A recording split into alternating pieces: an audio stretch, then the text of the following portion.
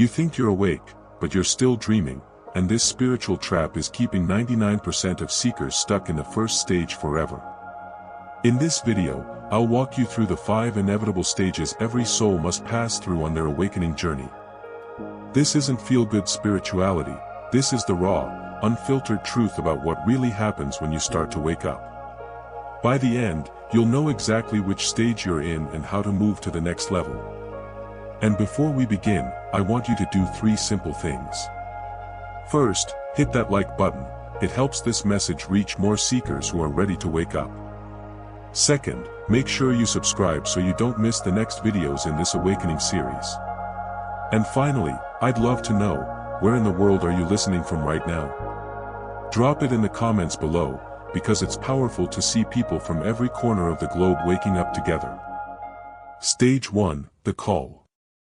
Stage 1 hits like a spiritual earthquake. Everything you thought you knew starts cracking. You wake up one morning and the life you've been living feels wrong. Not bad, necessarily. Just wrong. Like wearing someone else's clothes that almost fit but pinch in all the weird places. You're sitting in your cubicle, staring at spreadsheets, and suddenly you think, is this it? Is this what I'm supposed to be doing with my one precious life? And that thought scares you because you've spent years building this exact life. You're lying next to your partner, someone you genuinely care about, but you feel like you're living behind glass. Present but not really there. Going through the motions of connection while feeling completely alone. This is stage 1. The call. And it whispers to you when you least expect it. Here's what nobody tells you about spiritual awakening: it doesn't start with bliss. It starts with this gnawing feeling that something's missing. Like you're homesick for a place you've never been. You might find yourself scrolling through social media at 2 a.m., not because you're entertained, but because you're searching for something. What exactly? You have no idea. But the searching never stops. People around you seem satisfied with their lives. They talk about weekend plans and mortgage rates and which Netflix series to binge next. And you nod along, but inside you're thinking, how? How are you okay with this? It's not that you judge them. You actually envy them sometimes. Their ability to find meaning in the mundane. To feel fulfilled by things that leave you empty. You start questioning everything, and I mean everything. The career you spent years building suddenly feels meaningless. The friends you've known forever. You realize you don't actually connect with them anymore. The beliefs you inherited from your family, your culture, your society. They feel like ill-fitting clothes you never chose to wear. This questioning isn't intellectual. It's visceral. It keeps you up at night. It makes you restless during the day. You catch yourself staring out windows, feeling like you're waiting for something but you don't know what. When everything you believed gets questioned. Here's where it gets really uncomfortable. You start noticing the contradictions everywhere. Your parents told you to follow your dreams, but also to be practical. Your society preaches individuality while demanding conformity. Your religion talks about love while practicing judgment. Your culture promises happiness through achievement, but the most successful people you know seem miserable. And suddenly you're like, wait a minute. None of this adds up. You might catch yourself in the middle of a conversation, hearing words come out of your mouth that you don't even believe. Opinions you inherited. Values you never questioned. Responses you've been programmed to give. It's like waking up in the middle of a movie you don't remember choosing to watch. And everyone around you is so invested in the plot, but you're sitting there thinking, this story doesn't make sense. These characters aren't real. What are we all doing here? The scariest part. You can't unknow what you now know. You can't go back to sleep once you've started waking up. And trust me, you'll try. You'll attempt to re-engage with your old life. Force yourself to care about things that used to matter. Fake enthusiasm for conversations that feel hollow. But it's like trying to fit into clothes you've outgrown. The fabric stretches, but it's never comfortable again. The dark night begins. This is where stage 1 gets really intense. The dark night of the soul isn't just a poetic phrase. It's a real experience that feels like everything solid in your life is dissolving. You might wake up one day and look in the mirror, and the person staring back feels like a stranger. Who is this person? What do they actually want? What do they actually believe? Strip away everyone else's expectations, society's definitions of success, your family's dreams for you. Who are you? And the terrifying answer is, you don't know. You've been so busy being who you thought you should be that you forgot to figure out who you actually are. It's like discovering you've been wearing a mask so long that you can't remember what your real face looks like underneath. The dark night isn't depression, although it can feel similar. Depression makes you want to disappear. The dark night makes you want to become real. There's a difference. You start having these moments where you feel completely disconnected from your own life. Like you're watching yourself from the outside, going through the motions, but nothing feels authentic anymore. Your old coping mechanisms stop working. The things that used to comfort you feel empty. Shopping doesn't fill the void. Alcohol doesn't quiet the questions. Even relationships feel superficial when you're craving something deeper than small talk and shared Netflix passwords. So what actually wakes people up? What flips the switch from unconscious living to spiritual seeking? Sometimes it's a crisis. A death in the family that makes you confront mortality. A divorce that shatters your ideas about love. A job loss that forces you to question your identity beyond your career title. But here's what's interesting, it doesn't always take a dramatic event. Sometimes it's the accumulated weight of small disappointments. The slow realization that the life you built doesn't fit the soul you are. Maybe you achieve everything you thought you wanted, the degree, the job, the house, the relationship, and you're standing there thinking. Now what? Is this it? Is this what all that striving was for? Or maybe you have one of those random moments of clarity.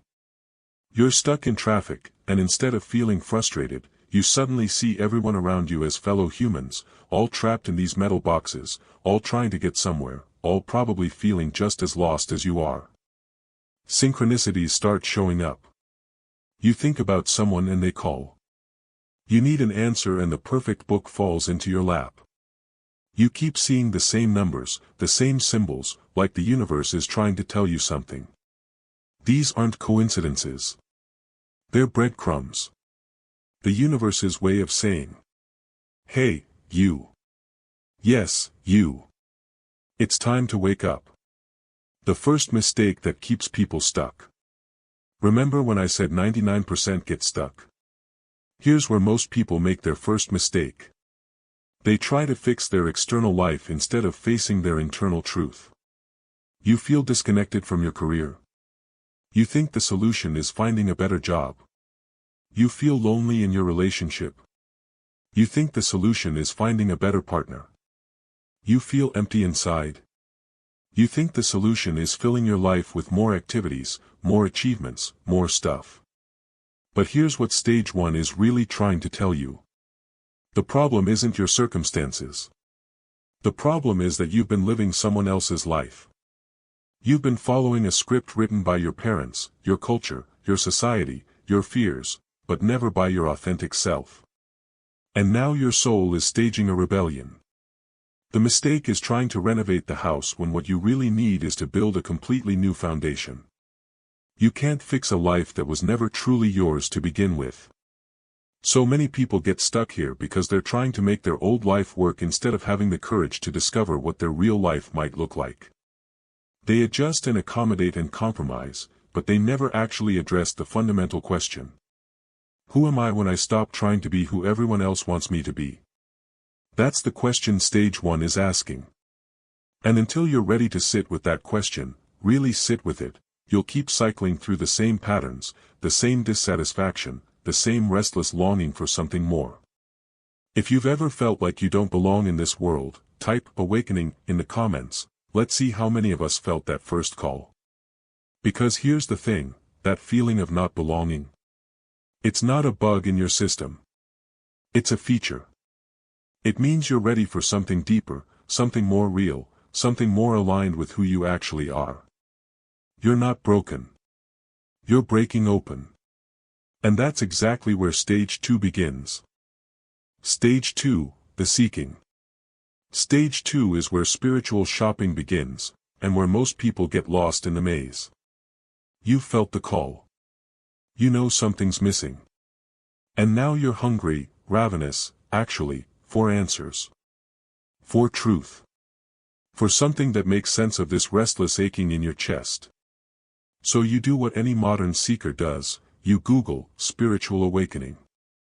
And suddenly you're drowning in a sea of possibilities. Buddhism, Christianity, New Age, shamanism, meditation, manifestation, chakras, crystals, astrology. It's like walking into the world's largest spiritual buffet when you're starving. Everything looks appealing. Everything promises to fill that void. So you start loading up your plate. Here's what stage 2 looks like in real life. Your shopping cart is suddenly full of spiritual books. The Power of Now, A Course in Miracles, The Untethered Soul. You're reading 3 books at once because you're convinced the next page might hold the secret that changes everything. You download every meditation app. Headspace, Calm, Insight Timer. You try guided meditations, silent meditations, walking meditations, eating meditations. Some days you meditate for 5 minutes, other days you sit for an hour, waiting for that enlightenment moment you've read about. Your Instagram feed transforms overnight. Suddenly you're following spiritual teachers, manifestation coaches, chakra healers, crystal sellers. You're screenshotting quotes about raising your vibration and living your highest truth. Your friends are probably wondering what happened to you. You start going to workshops. Sound healing sessions where you lie on yoga mats while someone plays singing bowls. Breathwork classes that promise to release your ancestral trauma. Reiki sessions where someone waves their hands over your body while you wonder if you should be feeling something by now. And here's the thing, none of it is wrong. All of these practices have value. All of these teachers have wisdom to offer. But something strange starts happening. The more you consume, the more confused you become. Instead of finding clarity, you're drowning in information. Instead of feeling more spiritual, you're feeling like you're failing at spirituality. Let me tell you what nobody talks about in spiritual circles: seeking can become the most sophisticated form of avoiding yourself. You think you're searching for truth, but really you're searching for someone else to give you the answers. You're looking for the perfect teacher, the perfect practice, the perfect system that will do the inner work for you. You become a spiritual tourist. Sampling this tradition, trying that technique, collecting experiences like souvenirs. Oh yes, I've done ayahuasca. I went on a silent retreat. I studied with a Tibetan monk. But none of it sticks because you're not actually integrating any of it. The seeking becomes another way to stay busy. Another way to avoid sitting with the uncomfortable questions that stage 1 brought up. Who am I? What do I actually want? What do I actually believe? Instead of facing those questions, you're asking different ones. What should I believe? Which practice should I follow? Who should I become? And those questions keep you spinning in circles because they're all external. You start identifying as a spiritual person. You change your diet, your wardrobe, your vocabulary. You talk about your spiritual journey and your awakening process. You might even change your name or move to a more conscious city. But deep down, you know something's still missing. Because you can meditate for hours, chant Sanskrit mantras, and align all 7 chakras, and still feel just as lost as when you started. The trap of spiritual materialism. This is where stage 2 gets dangerous, when spirituality becomes another form of materialism. Instead of collecting cars and designer bags, you're collecting spiritual experiences. Instead of status symbols, you have spiritual symbols. Your ego, which you think you're transcending, has just found a more sophisticated costume to wear. You become competitive about your spiritual practices. I meditate for an hour every morning. I only eat organic. I've read 47 spiritual books this year. You're keeping score in a game that isn't supposed to have scores. You develop spiritual superiority. You look at people living unconscious lives with pity or judgment. You think you're more evolved because you know about energy healing and past life regression. Your awakening becomes another way to feel special, separate, better than. And here's the cruel irony: the more spiritual knowledge you accumulate, the further you drift from actual spirituality.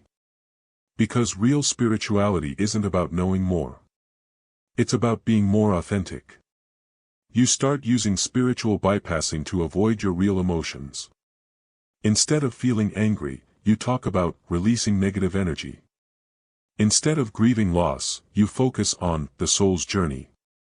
Instead of facing your shadows, you affirm light and love. The practices that were supposed to connect you to your truth start disconnecting you from your reality. You're floating in spiritual concepts while your actual life remains unchanged.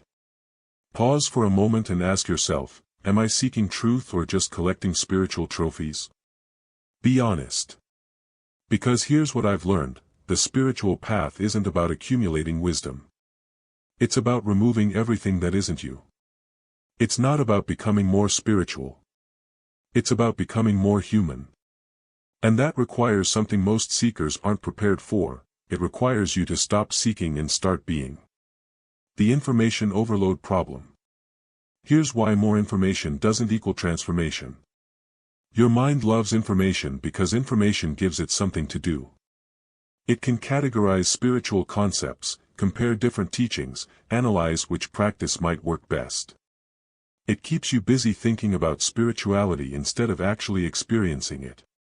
You become a spiritual intellectual. You can have deep conversations about non-duality and the nature of consciousness. You know the difference between mindfulness and awareness. You can explain chakras and energy healing and the law of attraction. But knowledge without embodiment is just sophisticated confusion. You're like someone who's read every cookbook in the world but never actually learned to cook. You know all the ingredients, all the techniques, all the theory, but you're still hungry. The real transformation happens not when you understand something intellectually, but when you embody it experientially. Not when you can talk about presence, but when you can actually be present.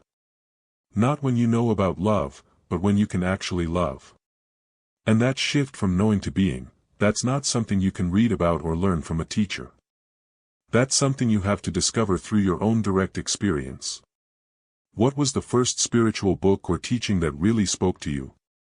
Share it below. I read every comment. Because here's something beautiful about stage 2. Even though it can become a maze, it also introduces you to concepts that your soul has been starving for. Maybe you read The Power of Now and suddenly understood why you've been so anxious, because you've been living everywhere except the present moment. Or you discovered meditation and realized you've never actually been alone with your own mind without distraction. Perhaps you learned about energy and suddenly understood why certain people drain you while others lift you up. Or you studied the chakras and realized you've been living entirely in your head, disconnected from your body, your heart, your intuition. These weren't just intellectual discoveries. They were recognition moments. Your soul saying, yes, this. I've always known this but never had words for it. The danger comes when you try to collect all the recognition moments instead of diving deep into the few that really resonate. When you mistake the finger pointing at the moon for the moon itself. Because every teaching, every practice, every tradition is just a finger pointing toward the same moon, your own authentic truth. The question isn't which finger is correct. The question is, are you looking at the finger or the moon? Stage 2 can last months or even years. You might cycle through dozens of teachers, hundreds of books, countless practices. And that's okay, if you're actually learning from each one instead of just consuming them. But here's what ends stage 2. The moment you realize that all the seeking in the world can't give you what you're looking for. Because what you're looking for isn't out there. It's in here. And accessing it requires something most seekers resist. It requires you to stop running toward the light and start facing your shadows. It requires you to stop trying to transcend your humanity and start embracing it. It requires you to stop seeking and start surrendering. And that's exactly where stage 3 begins, the stage that separates the spiritual tourists from the serious seekers. The stage where your real awakening finally starts. Stage 3, the purging. Stage 3 is brutal. This is where your old life dies, and most people run back to sleep. All that seeking you did in stage 2. All those beautiful spiritual concepts you learned. None of them prepared you for this. Because stage 3 isn't about adding more light to your life. It's about facing everything you've been keeping in the dark. And trust me, there's more down there than you think. You thought awakening would feel like floating on clouds, surrounded by love and light and infinite bliss. Instead, it feels like you're being turned inside out. Like every shadow you've ever buried is clawing its way to the surface, demanding to be seen. This is the stage where people quit. Where they decide maybe unconsciousness wasn't so bad after all. Where they go back to their old jobs, old relationships, old patterns because at least those felt familiar. But if you're still here, if you're still listening, it means your soul is ready for the real work. The work that actually sets you free. Here's what nobody tells you about ego death: it's not peaceful. It's not graceful. It's messy and terrifying, and the ego doesn't go quietly. Your ego is like a security guard that's been protecting you your whole life. It built walls around your heart to keep you safe from rejection. It created masks to help you fit in. It developed defense mechanisms to shield you from pain. And now you're asking it to step aside. You're telling this security guard that's been working overtime for decades, "Thanks, but I don't need you anymore." Of course it's going to fight back. Suddenly you're more reactive than you've been in years. Small things trigger massive emotional responses. Your partner leaves a dish in the sink and you're crying uncontrollably. Your boss makes a comment and you're ready to quit your job. Everything feels raw, exposed, too much. Old patterns you thought you'd overcome come rushing back with a vengeance. That addiction you kicked. It's whispering sweet promises again. Those toxic relationship dynamics. They're playing out in every interaction. That people-pleasing tendency. It's working overtime to keep everyone happy while you're falling apart. You might find yourself sabotaging good things in your life. Picking fights with people you love. Making impulsive decisions that don't make logical sense. Your ego is basically throwing a tantrum, trying to prove that you need it to survive. And the scary part. Part of you starts believing it. Maybe this awakening thing was a mistake. Maybe you were happier when you were asleep. Maybe ignorance really is bliss. Stage 3 is where your relationships either deepen or die. There's no middle ground. People who used to feel like close friends suddenly feel like strangers. Conversations that used to flow easily now feel forced and superficial. You're sitting at dinner with people you've known for years, and you realize you have nothing in common anymore. Your family starts treating you differently. You've changed, they say, and it's not meant as a compliment. They miss the old you, the you that went along with things, that didn't ask uncomfortable questions, that kept the peace even when the peace was built on lies. Romantic relationships get especially complicated. If your partner isn't also awakening, the gap between you starts feeling like a chasm. You're trying to have deep conversations about the nature of reality while they're worried about mortgage payments and weekend plans. And here's the painful truth: you start outgrowing people. Not because you're better than them, but because you're becoming someone different. Someone who can't pretend anymore. Someone who won't settle for surface-level connection when they've tasted what depth feels like. Some relationships will survive this purge. The ones built on genuine love and mutual respect will adapt and evolve. But many won't.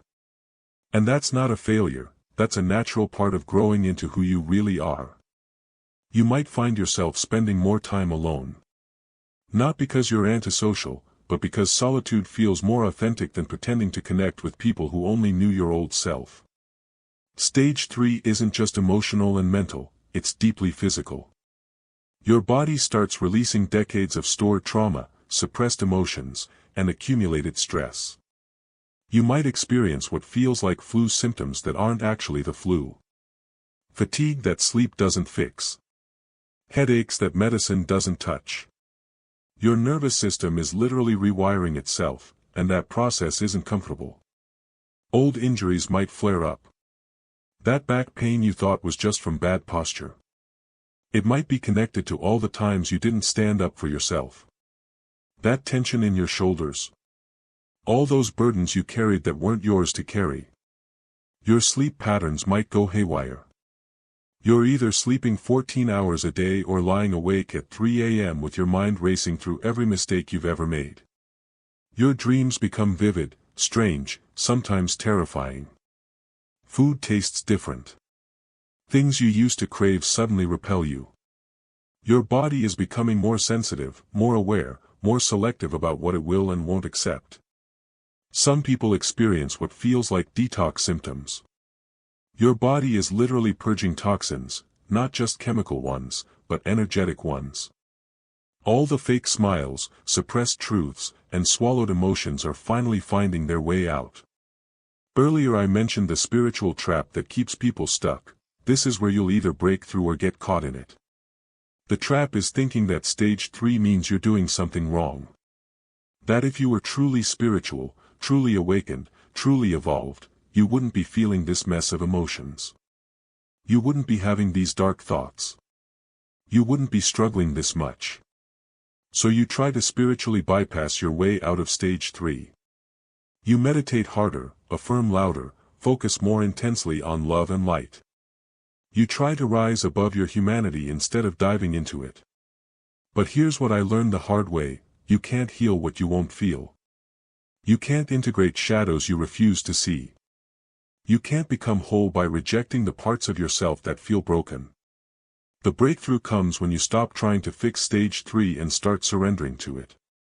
When you stop seeing it as a problem to solve and start seeing it as a process to trust. Why stage 3 is actually a gift. I know it doesn't feel like a gift when you're in the middle of it. When your life is falling apart and your emotions are all over the place and everything you thought you knew about yourself is being questioned. But here's the truth. Stage 3 is where you finally stop pretending. All those masks you wore. They're being ripped off. All those walls you built. They're crumbling down. All those stories you told yourself about who you are. They're being rewritten. This isn't destruction. It's renovation. You're not falling apart, you're falling together. Into alignment. Into authenticity. Into truth. The person you thought you were was never real anyway. It was a collection of other people's expectations, society's conditioning, and your own survival mechanisms. Stage 3 is burning away everything that isn't actually you. And yes, it hurts. Of course it hurts. You're grieving the death of a version of yourself you've known your whole life. Even if that version wasn't authentic, it was familiar. And letting go of the familiar is terrifying. But on the other side of this death is your rebirth. On the other side of this breakdown is your breakthrough. On the other side of this purging is your purification. The gift of stage 3 is that it strips away everything false so that what remains is true. It burns away the costume so you can finally see your real face. If you're in stage 3 right now, type "surrender" in the comments. Let's support each other through this. Because the hardest part of stage 3 is feeling like you're going through it alone. Like you're the only one who's ever felt this confused, this raw, this completely turned inside out. But you're not alone. We've all been here. Everyone who's ever truly awakened has walked through this valley. And the only way out is through. Stage 3 is where most people quit. And I understand why. Your old life might have been unconscious, but at least it was predictable. You knew who you were, what was expected of you, how to navigate the world. Now you feel like a stranger in your own life. You start romanticizing your past. Remember when I was happy? Remember when things were simple? Maybe I should go back to that job. Maybe I should call that ex. Maybe I should stop all this spiritual nonsense and just be normal. The temptation to run back to sleep is overwhelming. And some people do. They abandon their awakening journey and return to unconscious living. They might even convince themselves they're happier that way. But here's what they don't realize: you can never truly go back to sleep once you've started waking up. You can pretend to be unconscious, but part of you will always know you're pretending. And that knowing will eat at you. The pain of staying stuck becomes greater than the pain of growing. The discomfort of being fake becomes more unbearable than the discomfort of being real. So you have a choice. You can run back to the familiar prison of your old life. Or you can trust the process and keep walking through the fire. And if you choose to keep walking, if you choose to surrender to the purging instead of resisting it, something miraculous starts to happen. Stage 3 doesn't last forever. It can't.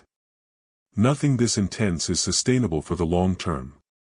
Slowly, gradually, you start to notice something changing. The emotional storms become less frequent. The physical symptoms start to ease. The chaos begins to settle into something that feels like peace. Not the fake peace of avoidance or denial. Real peace. The peace that comes from finally stopping the war with yourself. From finally accepting all of who you are, the light and the shadow, the beautiful and the broken, the human and the divine. You start to see that everything that fell apart in stage 3 needed to fall apart. The relationships that ended were never authentic anyway. The patterns that surfaced were ready to be healed. The masks that cracked were never serving your highest good. What emerges from the ashes of stage 3 is a version of yourself that's more real, more integrated, more whole than you've ever been. And that's when stage 4 begins, the stage where you learn to live as this new version of yourself. The stage where you discover that breaking down was actually breaking through. Where you realize that losing yourself was actually finding yourself. Where you understand that the purging wasn't punishment, it was preparation for something beautiful. Stage 4, the integration. Stage 4 is where the real work begins. You've shed the old skin, now what? You're sitting in the aftermath of stage 3, looking around at the debris of your old life, and you're thinking. Okay, so now what? Who am I without all those masks? What do I actually want? How do I live as this new version of myself? It's like waking up from a very long dream and trying to remember what reality feels like. Everything looks familiar but somehow different. You're the same person, but you're also completely not the same person. Stage 4 is reconstruction. But this time, you're not building based on other people's blueprints. You're designing from scratch, using materials you've never worked with before: authenticity, intuition, truth. And let me tell you, it's both the most exciting and most terrifying thing you'll ever do. Here's what stage 4 feels like in the beginning: you wake up every morning and have to remember who you are. Not your name or your basic facts, but who you actually are underneath all the roles and labels and expectations. For so long, your identity was built on external things. I'm a lawyer. I'm a mother. I'm the responsible one. I'm the funny one. I'm the one who has it all together. But those identities were costumes you wore, not who you actually were. Now you're standing in front of the mirror asking, who am I when I'm not performing any of these roles? Who am I when no one's watching? Who am I when I don't need to be anything for anyone? And the answer is, you don't know. And that's terrifying and liberating at the same time. You start experimenting with different ways of being. Maybe you've always been the serious one, and suddenly you're cracking jokes. Maybe you've always been the people pleaser, and suddenly you're setting boundaries. Maybe you've always been the strong one, and suddenly you're letting yourself be vulnerable. People around you are confused. You're acting so different, they say. And you want to tell them, no, I'm finally acting like myself. The person you knew before was just a character I was playing. But even you're not sure who this authentic self is yet. It's like meeting a stranger who lives in your body. Someone with different preferences, different values, different ways of moving through the world. The old you might have loved crowded parties. The new you craves intimate conversations. The old you might have been driven by achievement. The new you is motivated by meaning. The old you might have feared conflict. The new you speaks your truth even when it's uncomfortable. One of the hardest parts of stage 4 is learning to navigate between the awakened world and the still sleeping world. You're at work, sitting in meetings about quarterly projections and market strategies, and part of your mind is thinking, how can we be discussing spreadsheets when people are suffering? When the planet is dying? When there's so much beauty and mystery in existence? But you still need to pay rent. You still have responsibilities. You still live in a world that operates on unconscious systems. So you learn to be bilingual. You speak awakened consciousness with your spiritual friends and business consciousness with your colleagues. You discuss energy healing with one group and insurance policies with another. And sometimes it feels like you're living a double life. Sometimes you wonder if you're being authentic or just playing different characters for different audiences. The key is learning that you can be fully present in the practical world without losing connection to the spiritual world. You can pay your taxes and also trust the universe. You can plan for the future and also surrender to the present moment. It's not about choosing between being spiritual or being practical. It's about being a spiritual person living a practical life. Being awake while still functioning in a world that's largely asleep. You start finding ways to bring your awakened consciousness into mundane activities. Doing dishes becomes a meditation. Commuting becomes a practice of presence. Even boring meetings become opportunities to send love and light to everyone in the room. In stage 2, you tried every spiritual practice under the sun. In stage 4, you start developing practices that actually fit who you're becoming. Maybe you discovered that sitting meditation makes you anxious, but walking in nature brings you peace. Maybe you realize that chanting doesn't resonate, but journaling opens your heart. Maybe you found that yoga poses feel forced, but dancing sets your soul on fire. You stop trying to be a good Buddhist or a perfect yogi or an enlightened guru. You start being a good you. Your spiritual practice becomes as unique as your fingerprint. For some people, cooking becomes a sacred ritual. For others, it's gardening or painting or singing in the shower. Some find God in silence, others in community. Some connect through service, others through solitude. The practices that stick are the ones that help you stay connected to your authentic self. The ones that ground you when you're feeling scattered. The ones that open you when you're feeling closed. The ones that remind you who you really are when the world tries to tell you otherwise. You also start trusting your own inner guidance more than external authorities. Instead of asking, "What would the teacher say?" you start asking, "What does my soul need right now?" Some days your practice is 20 minutes of meditation. Other days it's taking a bath with candles. Some days it's reading spiritual texts. Other days it's having a vulnerable conversation with a friend. Your practice becomes fluid, responsive, alive. It evolves as you evolve. It meets you where you are instead of demanding you meet it where it thinks you should be. This stage asks the ultimate question: who are you when you're not trying to be anyone? Sit with that. Not who you are when you're trying to be spiritual. Not who you are when you're trying to be successful. Not who you are when you're trying to be loved or accepted or admired. Who are you when no one's watching? When there's no one to impress? When there's nothing to achieve and nowhere to go and nothing to become? That's your essence. That's your truth. That's the part of you that was never broken and never needed fixing. In the quiet moments, when you're alone with yourself, when all the noise stops, who's there? What remains when everything else falls away? This isn't a question you can answer with your mind. It's a question you can only answer by being. By sitting in the stillness and letting your authentic self emerge naturally. And here's what most people discover: underneath all the masks and roles and identities, you're much simpler than you thought. Much quieter. Much more peaceful. You're not the loud voice in your head that's always commenting and judging and planning. You're the quiet awareness that notices the loud voice. You're not the emotions that come and go. You're the space in which emotions arise and pass away. Stage 4 comes with its own set of challenges. One of the biggest is staying grounded in your human experience while connecting to your spiritual truth. You might find yourself becoming too detached, too floaty, too spiritual to function in the real world. You're so focused on transcendent experiences that you forget to pay bills or return phone calls or show up for commitments.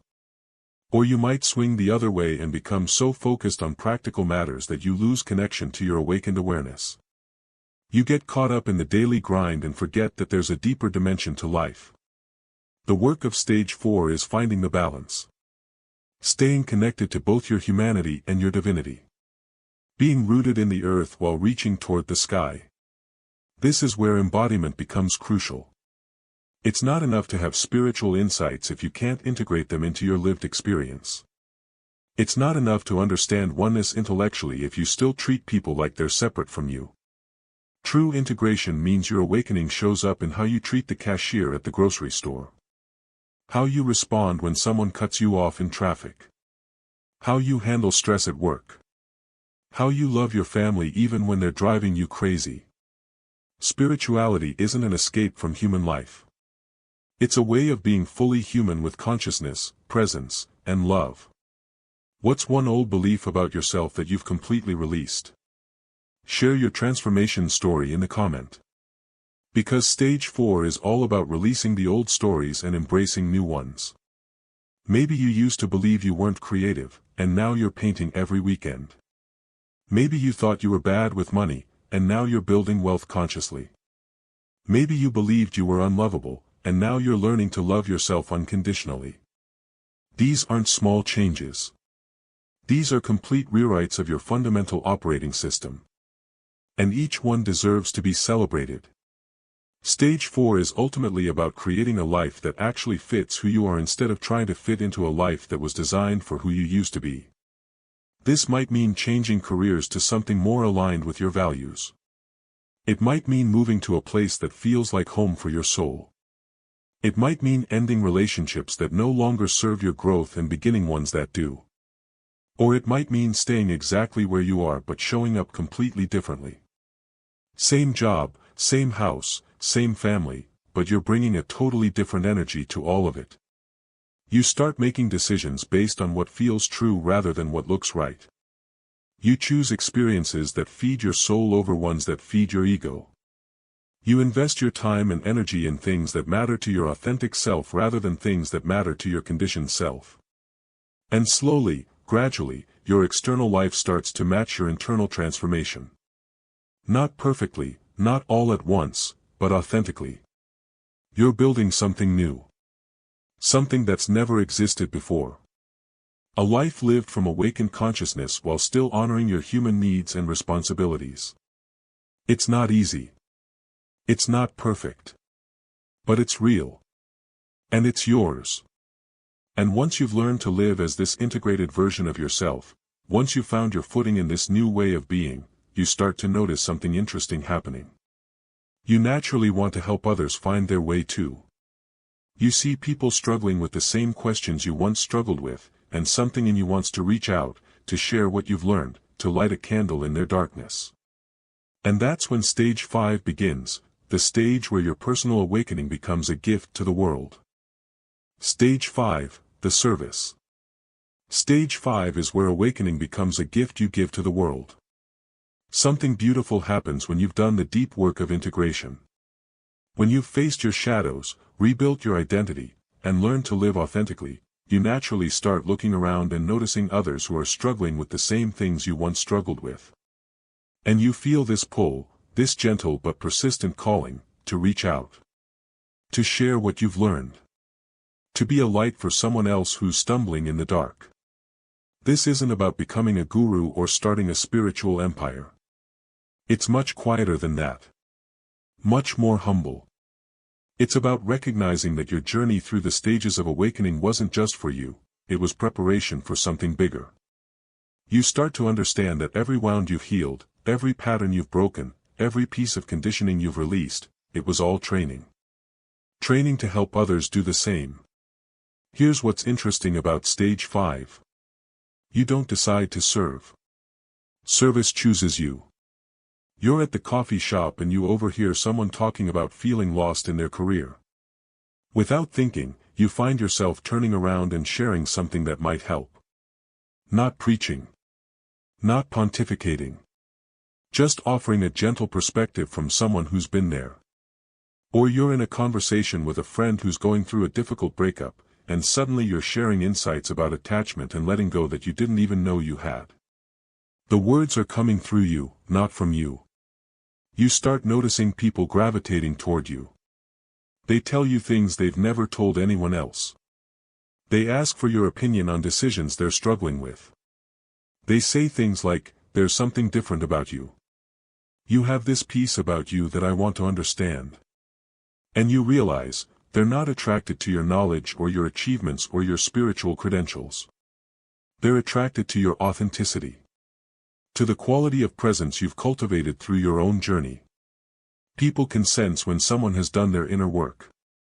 They can feel it in your energy, see it in your eyes, hear it in the way you listen without trying to fix them. You become a living example of what's possible. Not perfect, never perfect, but real. Integrated. Present. And that's incredibly powerful in a world full of people pretending to have it all together. Here's one of the most beautiful paradoxes of stage 5. The very things you're most ashamed of become the very things that allow you to help others. That addiction you struggled with. It gives you the ability to sit with someone else's addiction without judgment. That depression you survived. It lets you hold space for someone else's darkness without trying to rush them toward the light. The relationship patterns you had to break. They help you recognize those same patterns in others and gently point them toward freedom. The family trauma you had to heal. It gives you permission to help others face their own ancestral wounds. Your mess becomes your message. Your scars become your credentials. The places where you were most broken become the places where you can offer the most healing. And this isn't because you have all the answers. It's because you know what it feels like to not have the answers. You know what it's like to be lost, confused, scared, overwhelmed, and you also know what it's like to find your way through.